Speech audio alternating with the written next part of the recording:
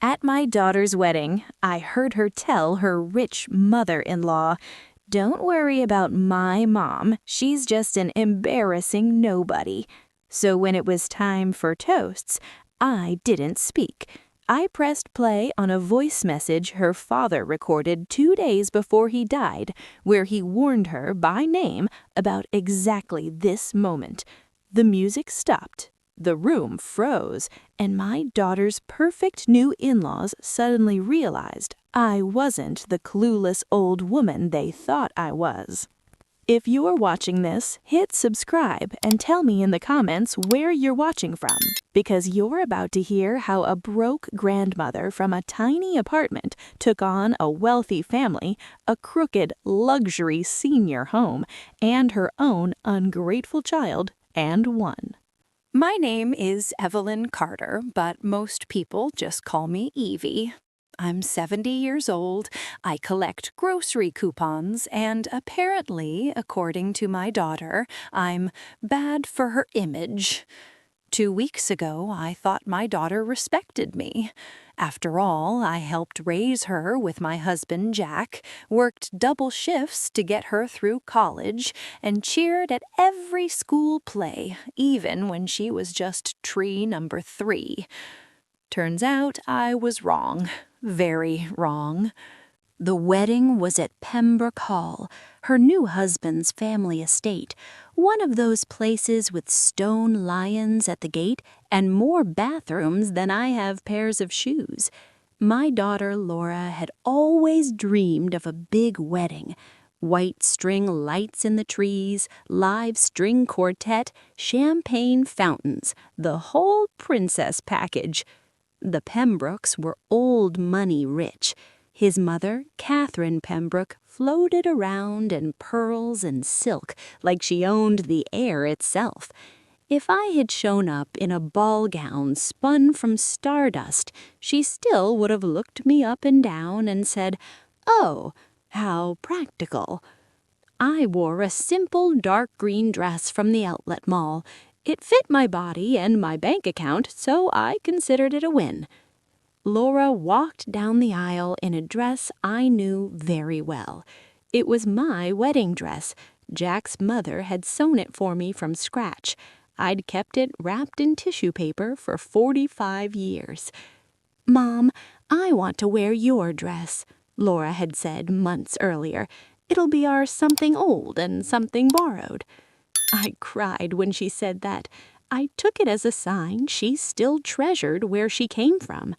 I didn't know then that she was trying to look sentimental for the wedding photos while quietly planning to ship me off like unwanted furniture. The ceremony itself was beautiful. I even forgot to be nervous when I walked down the aisle alone, with Jack's photo in the locket around my neck. Later, during the cocktail hour, I stepped out onto the terrace to rest my feet. There were marble columns, roses climbing up trellises, waiters gliding around with silver trays of things I couldn't pronounce. That's when I heard Laura's laugh. She was standing not 10 feet away with Catherine Pembroke, her new mother-in-law. Perfect posture, perfect hair, perfect cold smile. Laura gestured vaguely in my direction, not realizing I could hear every word. "Please don't feel like you have to talk to her," she said. "She's just my mom. She's never done much with her life. Very small town. She gets overwhelmed at events like this." Catherine gave that prim little nod rich women give when they see a stain. "Oh, darling, I'm sure she's doing her best," Catherine replied. "Some people are just meant for quieter lives. We'll make sure she's comfortable, but she doesn't need to be involved in important decisions." They clinked glasses. Pathetic, overwhelmed, not part of important decisions. I nearly dropped my drink. My own daughter talking about me like I was an embarrassing substitute teacher, not the woman who'd literally sold her wedding china to pay for Laura's bar exam fees. And then Catherine added in a whisper that still carried, "Actually, it might be better for everyone if she moved to a proper facility soon. Daniel and I know the director of a lovely residence, Northwood Haven. Very discreet, very safe." Laura sighed in relief. We've been talking about it. She can't live in that tiny apartment forever. She forgets things. She got lost driving to the grocery store last month. If we move her now, before there's a crisis, it'll be less dramatic. The getting lost they were talking about, a detour for road construction. But why let reality get in the way of planning your mother's exile? I stood there on that terrace, surrounded by people sipping champagne, and felt my knees go weak. Then I remembered something. 3 days before my husband, Jack, died, he'd made me sit on the edge of his hospital bed. "Evie," he wheezed, "I need you to do something for me. No arguing." He pulled out his phone, handed it to me, and said, "Press record." He spoke right into the camera, to me and to our daughter, and to anyone he thought might someday try to push me around. After he finished, he sent the file to our lawyer with instructions. Play this only if Evelyn is ever pressured about her living arrangements or treated like she's in the way. Then he made me promise to keep a copy myself. At the time, I thought the morphine was talking. Laura had been sweet and attentive at the hospital, bringing him smoothies, fluffing his pillows, promising she'd look after me when he was gone. But Jack had always been better at reading people than I was. Standing there on that terrace, listening to my daughter and her brand-new mother-in-law casually discuss shipping me off like an Amazon return, I realized Jack had seen this coming. And suddenly, that little video on my phone felt less like sentimental nonsense and more like a loaded cannon. The reception continued. I smiled for photos. I clapped during speeches. I danced with the ring bearer. I even pretended the salmon was good. Inside, though, something hard and cold was forming. During dessert, they rolled out a projector for a slideshow of Laura and Daniel through the years. Everyone awed at the baby photos and college pictures. My phone buzzed in my purse. It was a text from Maya, Laura's childhood best friend, who'd always stayed in touch with me even when Laura got busy. "And Evie," she wrote, "I think we should talk. Something weird is going on with your name on some paperwork. Don't freak out, but call me tomorrow." I stared at the message, my heart pounding. What paperwork? Then I caught a snippet of conversation at the next table. Daniel's cousin was saying something about the Northwood Haven partnership and how convenient it is when the older generation is willing to sign early. Northwood Haven again, the same lovely residence Catherine had mentioned on the terrace. By the time they announced it was almost time for speeches, I had a sour taste in my mouth that wasn't from the champagne. And I knew exactly what I was going to do. They started with Daniel's father, then the best man, then the maid of honor. Lots of jokes about law school, boat trips, future kids. Then the DJ said, "And now a few words from the bride's mother, Mrs. Evelyn Carter." I felt every eye in that room turn toward me. I walked up slowly, not to the microphone, but to the man running the projector. "Sweetheart," I said, "could you plug this into the sound system for me?" I handed him my phone, already queued up to Jack's video. The slideshow is over," he whispered. "I know," I smiled. "This is the last clip, for the bride." He shrugged and did what grandmothers have been using to their advantage since time began. He underestimated me. I stepped to the mic as the room quieted. "I had a speech prepared," I began, "but someone else wanted to speak tonight, and he didn't get the chance when he was alive." I nodded to the projector man. The lights dimmed. The screen lit up with Jack's tired face in a hospital gown, but his eyes were still sharp. You could hear a fork drop. "Hi, kiddo," Jack's recorded voice said, slightly raspy. "Hi, Laura. Hi, Evie. If you're seeing this, it means I'm not there in person, and I'm guessing you're at some big family event, maybe a wedding." Nervous laughter rippled through the room. Laura's hand flew to her mouth. Catherine looked annoyed more than anything, like someone had started playing the wrong commercial at a charity gala. Jack went on. "Laura, sweetheart, I love you. I'm proud of your brains, your drive, the fancy degree we still haven't finished paying for." A few chuckles. "But if this video is playing, it means something is happening I worried about in my last weeks. Something to do with your mother. I heard you asking too many questions about her money, about her apartment, about places she could go. You said you were just being practical, but here's the thing." He coughed, then continued. "Your mother is not luggage to be stored. She's not a problem to be solved. She is the reason you are standing where you are." The room was so quiet you could hear the projector whir. "If anyone," he added, and his voice hardened, "anyone at all ever tries to pressure her into giving up her home or signing away her savings so she'll be less of a burden, I want this on the record. I do not approve. I changed my will to protect her from exactly that." I watched the color drain from Laura's face.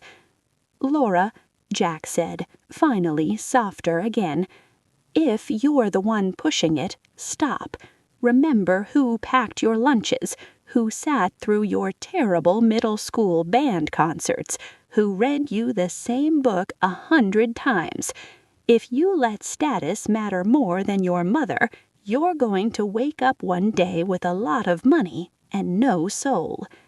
The video ended. The lights came back on. No one moved. I took the mic again. "For the record," I said calmly, "Jack recorded that because he'd overheard conversations he didn't like. Today, before the cake was even cut, I overheard something almost identical." I looked straight at Laura, then at Catherine. "So, if anyone here has been planning my future without asking my opinion, consider this your warning shot." And then I did something that would haunt Catherine at every dinner party for years.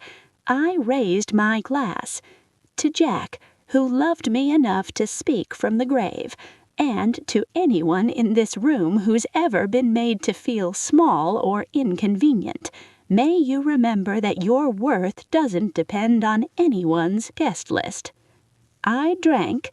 The room slowly remembered how to breathe. The DJ, bless his panicked heart, turned the music back on. But that wedding was over for me. The real story was just starting. The very next morning, I met Maya at a coffee shop. She slid a folder across the table. "I work at a small law firm now," she said. "We handle estate stuff. This came across my boss's desk." It was a glossy brochure for Northwood Haven Senior Residences, the same place Catherine had mentioned, with my name scribbled on a sticky note. Behind it were draft papers, proposed durable power of attorney, setting Laura and Daniel as joint decision-makers for my finances. A Founders Program contract, where in exchange for lifetime guaranteed care, I would sign over my condo title and investments. "They're rushing it," Maya said. "Catherine called our office herself, wanted everything ready before Evelyn has time to get anxious and change her mind." My mind flashed back to Jack's video. He'd changed his will, but he hadn't been able to change the fact that people would still see me as a piece on their financial chessboard. I thanked Maya and went straight to the one place I'd always trusted, the public library. 30 years as a librarian teaches you a few tricks. I dug into consumer complaints, state inspection records, financial disclosures. By lunchtime, I'd learned Northwood Haven had been investigated twice for aggressive tactics toward newly widowed seniors. Several residents' families filed lawsuits claiming their parents hadn't understand what they were signing. The facility's board included, surprise, a C. Pembroke, listed as a philanthropic advisor. So Catherine wasn't just recommending the place, she was profiting from it. Cute. 2 weeks later, Laura called. "Mom, Michael and I, and Catherine, would love to have you over for dinner, just to talk about some plans." "I'll bring dessert," I said sweetly. I also brought Jack's phone, charged and backed up, a folder thicker than the wedding centerpiece, and Maya's boss, attorney David Singh, who just happened to be in the neighborhood and very interested in elder abuse cases. When I arrived, they had papers neatly stacked on the coffee table. Catherine poured herself wine like this was a board meeting. "Evelyn," she began, "we're all just so concerned about your well-being. Laura tells us you've been forgetful." Laura shot me an apologetic smile that didn't quite reach her eyes. Michael, who had mostly been a set of dimples so far, looked uncomfortable. "We've found a wonderful residence, Northwood Haven. Resort-style living, activities, medical staff. You wouldn't have to worry about anything." "Except my bank balance," I said lightly. She blinked. "I'm sorry." "Please go on," I said. "I want to hear the whole sales pitch. I did bring someone who's very interested." I opened the door to the hallway and gestured. David stepped in, carrying his own folder. "Mrs. Carter, thank you for inviting me," he said smoothly. Laura's eyes widened. Michael's jaw literally dropped. Catherine's lips pressed into a line so thin it almost vanished. "This is David," I said. "He specializes in elder law and financial exploitation. Since we're talking about me signing legal documents, I thought it'd be best if I had my own advisor present. You don't mind, do you?" "Oh, I think this is unnecessary," Catherine snapped. "That makes one of us," I said. David sat down, opened the Northwood Haven contract, and whistled softly. "Ah, the Founders Program. I know this one." "You've worked with them?" Catherine asked quickly. "In a manner of speaking," he said, "usually on the opposite side of the courtroom." He started reading aloud key clauses, the immediate transfer of property, the difficulty of terminating the contract, the fact that lifetime care didn't actually guarantee a private room or specific level of staffing. He then pulled out copies of the state's investigation reports. "Mrs. Pembroke, I see your name on their board of advisors. Did you disclose that conflict of interest when recommending this facility to your daughter-in-law?"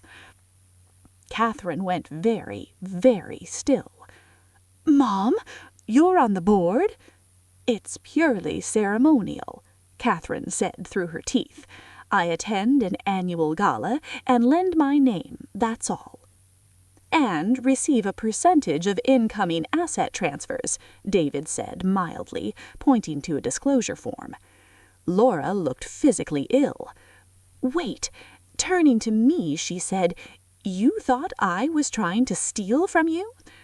I held up Jack's letter on my phone. "Your father did," I said gently. "And after what I heard at your wedding, so did I." Michael cleared his throat. "Can I see those investigation reports?" By the time he finished reading, his face was red. "Mother," he said slowly, "did you push your father into Hawthorne Gardens the same way you're doing to Evelyn?" Catherine bristled. "Your grandfather needed care. He also signed over his house to that place and died 6 months later," Michael shot back. "We spent a year untangling that mess." For a woman who valued appearances above all else, having her dirty laundry aired in front of an attorney, and the embarrassing grandmother she'd tried to offload, was not her favorite activity. The family meeting ended with the papers on the table untouched, Catherine storming out, Michael apologizing to me, and Laura crying in her own living room. But the story still wasn't over. A few days later, Laura came to my apartment alone. No pearls, no designer outfit, just jeans and a hoodie, like the college kid I remembered. "Can we talk?" she asked. We sat at my tiny kitchen table with mismatched mugs of tea. "I need you to know," she started. "I didn't know Mom was on that board. I swear to you, I didn't know she got paid when people signed up. I thought I was doing what was best for you." "Best for me," I repeated, "or easiest for you?" She flinched. "Both," she admitted. "Mostly easiest. I'm scared, Mom." "Of me?" I raised an eyebrow. "Of watching you get sick," she whispered, "of having to help you with things you can't do, of turning into a full-time nurse instead of, I don't know, a daughter with a job and a husband and a life. I saw what you did for Dad, how much it took from you. I don't think I can do that." There it was, the truth, finally. "I was 24 when Grandpa had his first stroke," I reminded her softly. "I was terrified, but I didn't ship him off without asking." She wiped her eyes. "I overheard Catherine talking to her friends about parking her father-in-law in a place like Northwood, and she made it sound efficient, normal, smart. She said good families plan ahead and don't let the old folks dictate the terms." I winced. "Laura, being afraid doesn't make you a bad person," I said. "Letting that fear turn you into someone who sees people as burdens, that's where it goes wrong." She nodded, sobbing quietly. "I heard what I said at the wedding on someone's TikTok. Someone recorded me calling you an embarrassing nobody. It went viral in this small corner of the internet that hates rich people. They were right to be angry. I sounded like Catherine." "That must have hurt," I said. She let out a shaky laugh. "It did, but I deserved it." We talked for hours. About class anxiety, about how she'd grown up watching me count pennies and had sworn she'd never live like that, about how success had made her ashamed of her own roots. By the end, we had something we hadn't had in years: honesty. "I'm not ready for a nursing home, but I'm also not immortal, so here's what we'll do."